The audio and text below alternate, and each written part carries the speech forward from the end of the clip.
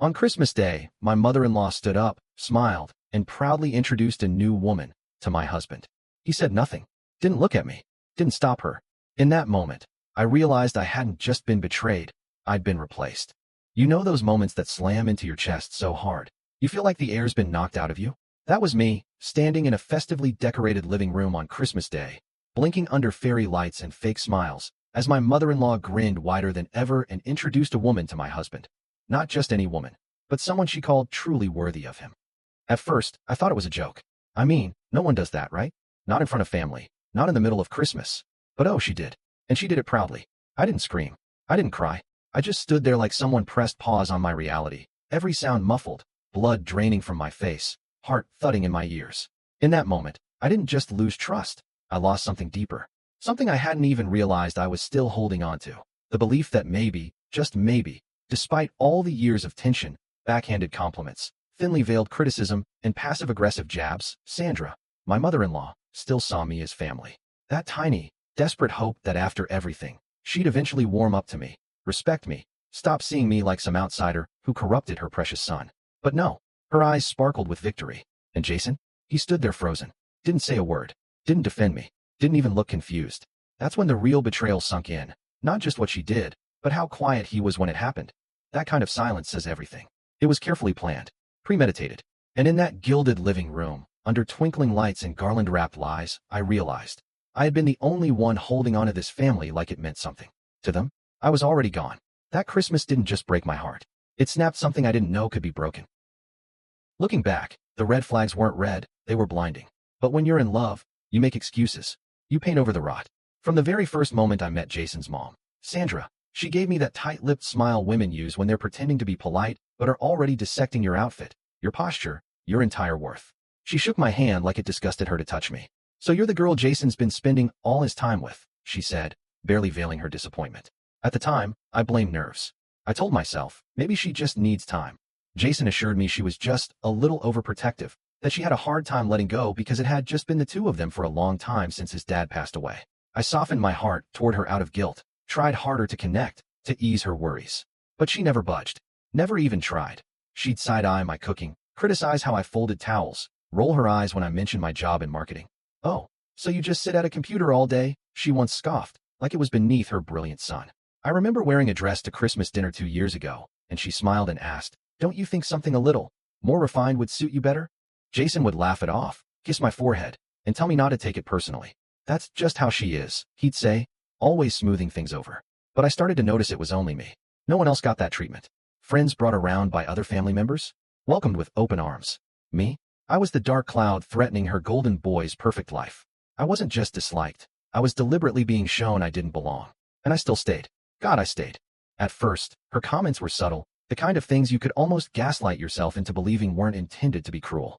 Tiny digs, inflections in her voice, compliments with sharp hooks. Like when Sandra told me, "Your lasagna's not bad. Reminds me of the one Jason's ex used to make." Or, "You're lucky Jason's so understanding." Some men would expect their wife to stay in better shape. I'd laugh awkwardly, trying not to show how much it stung. I'd vent to Jason after family dinners, but he always defended her. "That's just how she jokes," he said. "She doesn't mean anything by it." And when I'd beg him to say something, to stand up just once, he'd say, "Why add to the drama?" So I stopped bringing up the bruises she left on my heart with her words. I started keeping it all to myself, even as the comments turned sharper, crueler, more targeted. She began speaking to me like I was someone who had stolen something sacred from her, a son she believed she owned. And when I had my miscarriage last year, Sandra didn't come to the hospital. Not once. She didn't call. She didn't check on us. But weeks later, at a family dinner, she pulled me aside, eyes cold, and whispered. Maybe that was nature's way of saying this wasn't right. I froze, head spinning, heart pounding. I should have left then. I should have walked out, burned the bridge and the road behind me. But I was grieving, broken, and looking for some shred of compassion. Instead, the woman who called herself family smiled at my pain. And Jason? He asked me not to make a scene. That night, I locked myself in the bathroom and cried without a sound. I was alone. In every way that mattered. I was completely, achingly alone. When Sandra invited us to her house for Christmas, I genuinely thought, maybe this was it. Maybe things were finally softening. The last few months had been brutal, especially after the miscarriage, and part of me was still clinging to the silly belief that grief could pull people together. Jason seemed hopeful too. Said his mom had reached out more than usual, even asked about my favorite dessert. She wants to make it a big, warm family thing this year, he said with that easy grin I always fell for. His excitement swept me up, and despite every instinct screaming caution, I agreed to go. It felt like another chance, a sliver of peace in a year full of broken pieces. In the weeks leading up to Christmas, Sandra texted me directly, cordially, even politely. She asked what color dress I planned to wear. Sent me a recipe for spice cider I'd once mentioned at Thanksgiving. For the first time in years, I thought, maybe all those wounds are finally healing. I bought a new dress. Dark emerald green. Something soft, with long sleeves. I curled my hair. Put on lipstick I hadn't worn since my wedding. I told myself, this Christmas will be different, that I didn't realize I was walking into a setup. We drove over with gifts, a bottle of wine, Jason humming along to the radio. The neighborhood was glittering with lights, and the air smelled like cinnamon and pine. When we pulled into Sandra's driveway, everything looked picture perfect. The house, the porch, the glowing windows, it all radiated that golden family warmth. But something felt off. I couldn't explain it. Just that tiny knot in my stomach. That feeling like a string was being quietly pulled somewhere behind the scenes. I brushed it off, smiled through it, pretended it was nothing. But it was everything. The moment we stepped inside Sandra's house, it was like walking into a Christmas magazine spread. Perfect garlands, flickering candles, matching ornaments, the scent of cloves and gingerbread filling the air. Everyone seemed so cheerful, sipping drinks, smiling for group photos, kids running around in coordinated panamas. It should have felt warm, festive, safe even. But for some reason, I felt like a guest at my own funeral. Maybe it was how Sandra beamed at Jason but barely nodded at me. Or maybe it was just the way time seemed to slow down when I spotted her. She was standing near the fireplace, cradling a mug of cider, laughing ever so slightly at something Jason's cousin had said. Her presence was immediate, too polished, too prepared. She had on this ridiculous red dress that clung in all the right places, flawless curls, and a confidence that practically dripped off her like perfume. Our eyes met, and I swear, she didn't flinch. She didn't smile. She studied me, like I was something beneath her, like she'd seen my face in her dreams and already decided she was better. There was no awkwardness, no curiosity, just awareness, like she already knew everything. I turned to Jason. Who was that? I whispered under my breath, trying to hide the sudden chill rushing through me. He glanced over, just briefly, then took a sip of his drink. Oh, someone Mom invited, he said quickly. Too quickly. Didn't even look me in the eye when he said it. My heart dropped a single beat. I felt it.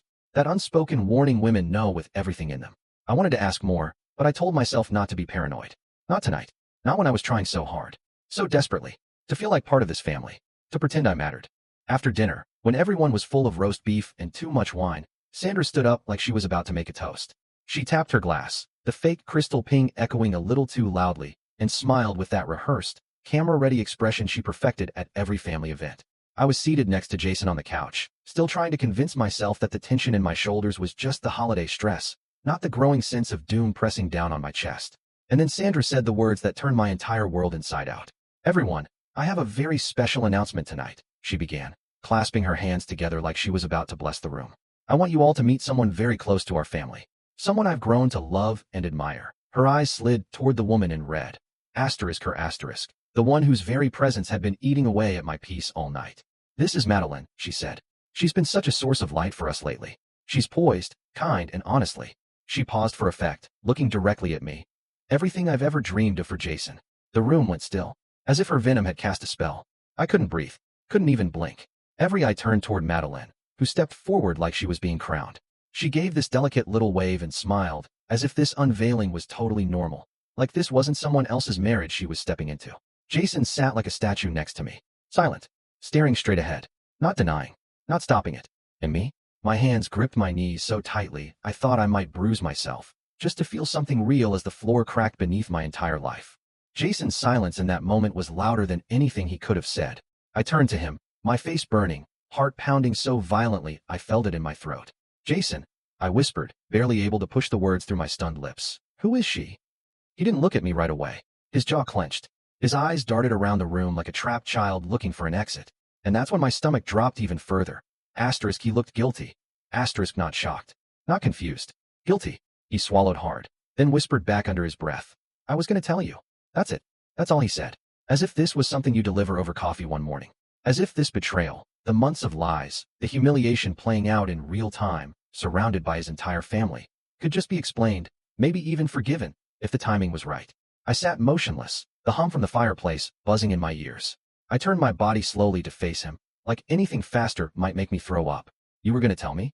I echoed, and I wasn't even sure if I was asking or just repeating the ridiculousness of it all. Madeline, standing like some smug trophy still holding her cider, tilted her head and looked at me like I was the naive fool in the room.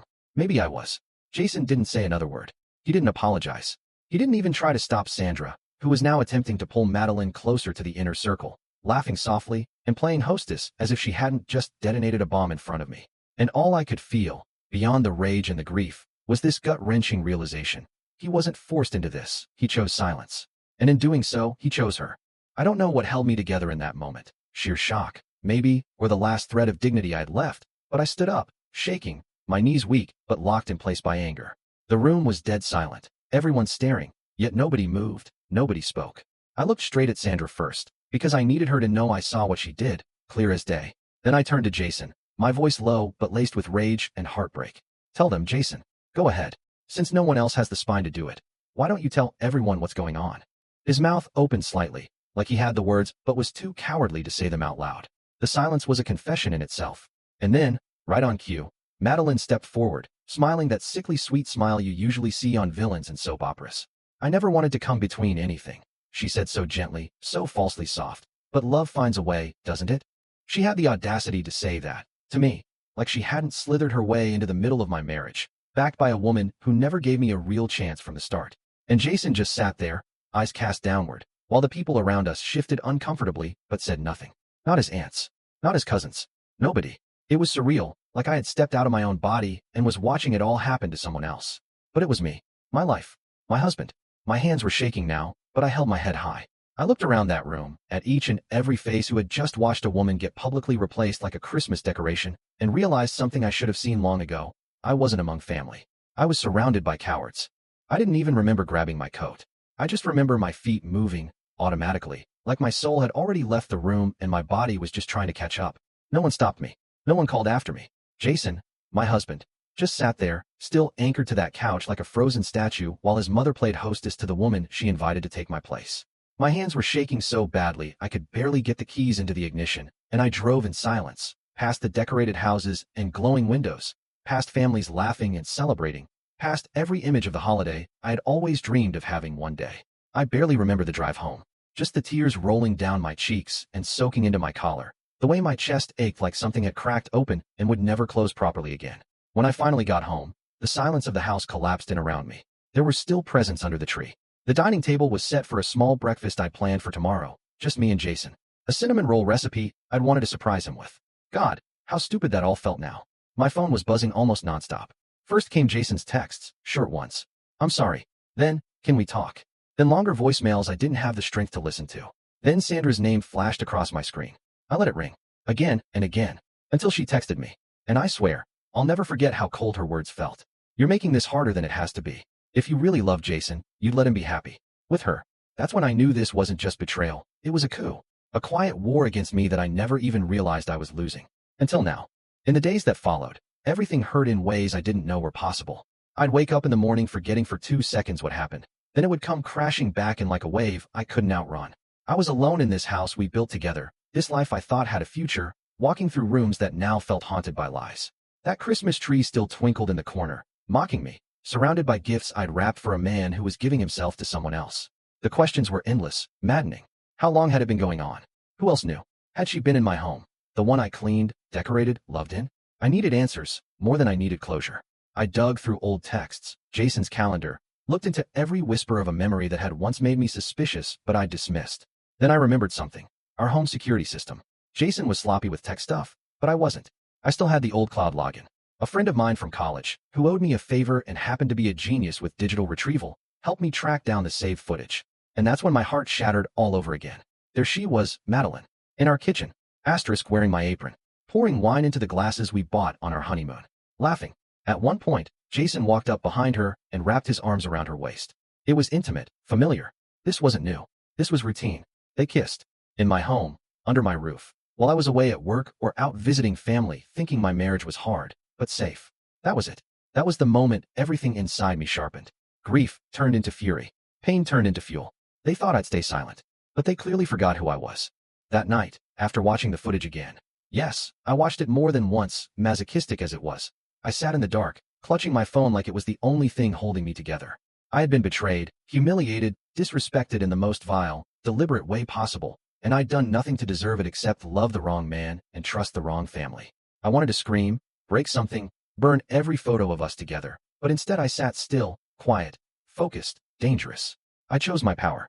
I uploaded 3 of the clearest, most incriminating clips my tech friend pulled for me. Jason and Madeline kissing in our living room, him giving her a back massage in our bed, and the moment they toasted some private inside joke with my monogrammed wine glasses. I didn't share them publicly, not yet. I had no interest in revenge porn or internet drama. What I wanted now was clarity, consequences, respect. I sent Jason one text. You have 24 hours to tell me the truth. After that, these go public. No threats. No all caps rage. Just facts. Cold and clean. And he saw it, read it instantly, but didn't respond. Not a word that night. Not the next morning. Until finally, 22 hours later, I got a short message. 3 words. Please don't do this. That's all. Please don't do this. No apologies. No explanation. No regret. Just fear for his image, his reputation. That's when it really hit me. Jason wasn't sorry for what he did. He was sorry he got caught. And Sandra? She hadn't said a word since her manipulative little text about stepping aside. The silence screamed louder than anything else. They thought I'd fold, beg, cry. But they miscalculated. I wasn't a wife anymore. I was a storm they were stupid enough to underestimate. Within 48 hours, my entire life, and his, was unrecognizable. I didn't need to scream.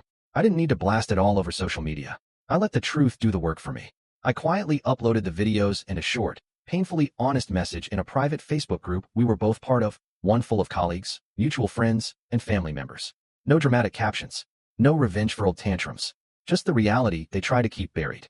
I wrote, while I was working and grieving, Jason and his new friend were spending time in our home. I found footage on our security system and feel no obligation to protect people who betrayed me. Thank you to those who were kind when I needed it most. I hope you'll understand why I'm choosing to walk away. That was it. I didn't name call or point fingers. I let the truth speak.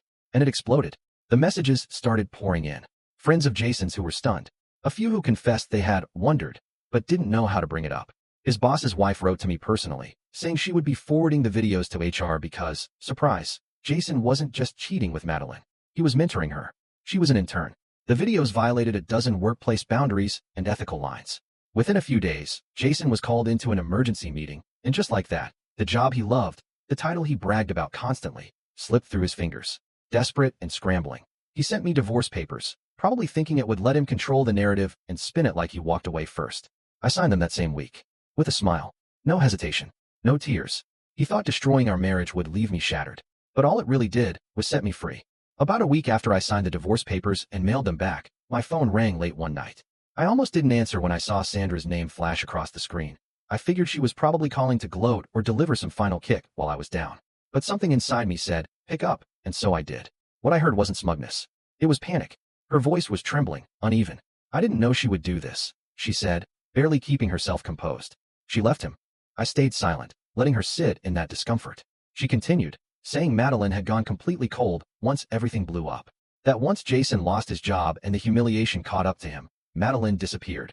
Like she'd completed whatever sick little game she was playing and moved on to her next target. Sandra actually had the audacity to cry. Real, gasping sobs on the phone like she was the one who had been lied to and violated. He's not eating, he won't come out of his room, she sniffled. And I was only trying to protect him, I thought, but I cut her off. I'd heard enough. You didn't protect him, Sandra, I said firmly. You destroyed him. With your manipulation and your hatred. You hand-delivered him to someone you barely knew just because you wanted me gone. She tried to argue, to rewrite history like she always did, but I wasn't that girl anymore. I was done playing the polite daughter-in-law role. I was done being quiet. You watched me cry, bleed, break, and then you brought her into my home like I was nothing. So don't you dare call me now and ask for sympathy. I took a deep breath. Let your son clean up the ashes himself. I'm not coming back to fix the fire you set. And then I hung up. It's been 6 months since everything fell apart, and somehow, I've never been more whole. The beginning was hard, no sugarcoating that. The silence in the house was deafening, and the first few nights I couldn't bring myself to sleep in our old bed.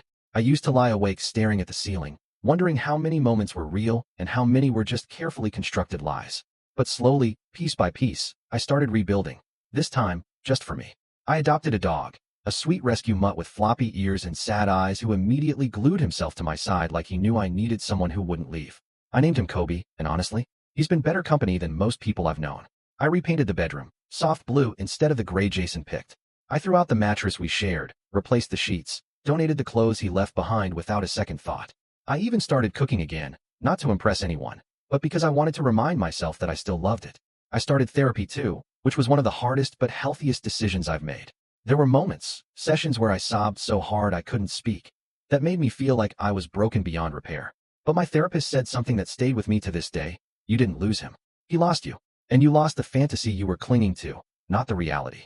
And she was right. Because I'm not the woman who ignored her instincts anymore. I'm not the woman who begs to be chosen. I'm the woman who chooses herself, even when it hurts. I look in the mirror now, and for the first time in years, I don't see someone holding on by a thread. I see someone free. Not flawless. Not healed. But free. And that's enough.